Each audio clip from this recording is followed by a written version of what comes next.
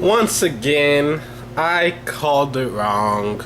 I'm not good with the Thursday games, mostly because I can't do the video on Thursday. I don't really have significant time to truly analyze it the way I want to. And the fact is, I actually did want to say the Rams. I picked the Cardinals because I felt they were the safe pick. The Rams won.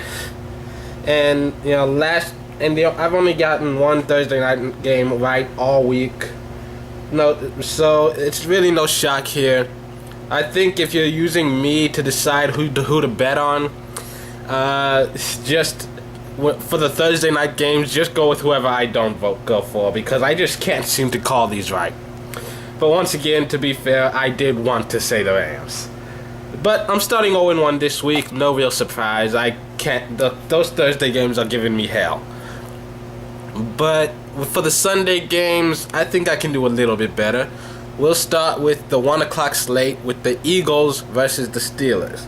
And this should be, honestly, the most exciting game of this week. And I definitely am going to watch this one. I picked the Eagles to win the division, and so far they haven't disappointed. But the Steelers are coming off a bye week, and they are finally getting healthy. Polamalu, Harrison, and Mendenhall are all expected to play this week. And honestly, neither of these teams has really lived up to their potential. And I think the Steelers, thanks to the bye week, they had more time to get their shit straight. And the Eagles looked half decent in the second half last week. They finally started giving the ball to McCoy.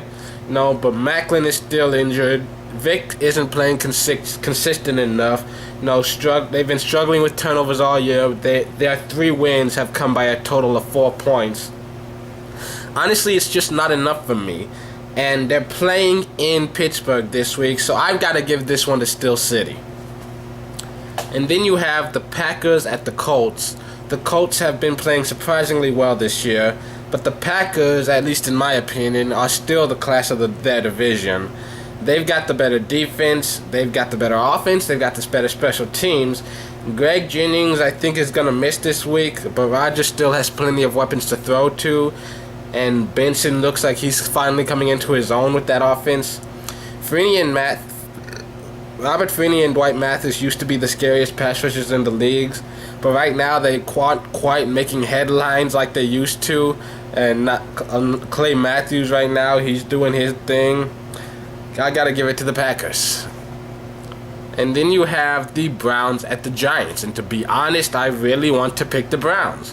They've played great football this season, and at some point in this year, they're going to upset somebody.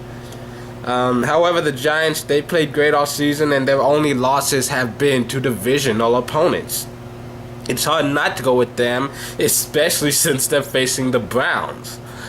But for the Thursday night game, I wanted to say the Rams would win, and I went with the Cardinals because I felt they were the safe pick.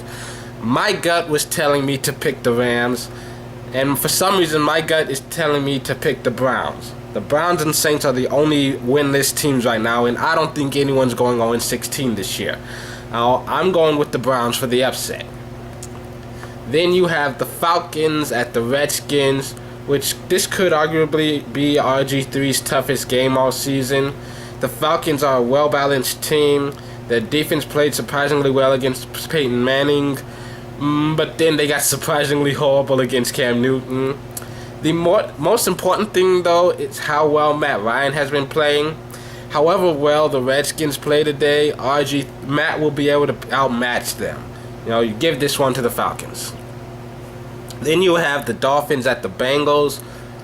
The Dolphins had a tremendous day last week, but still couldn't pull out the win. Meanwhile, the Bengals lost their opening day versus the Ravens and have won every single game since. So you kind of have to go with them for this one. And the final game on the 1 o'clock slate, the Ravens at the Chiefs. And the thing I'm going to bring up is that almost immediately after Sunday's game, I read an article about how Brady Quinn would get some first team reps and could possibly replace Matt Castle as the starting QB. Whether or not that actually does happen, it won't make a difference this week. Ravens will continue their dominating season. And tune in tomorrow for the 4 o'clock in the Sunday night games. Tune in Sunday morning for fantasy advice. This has been the Fan Perspective. Good luck.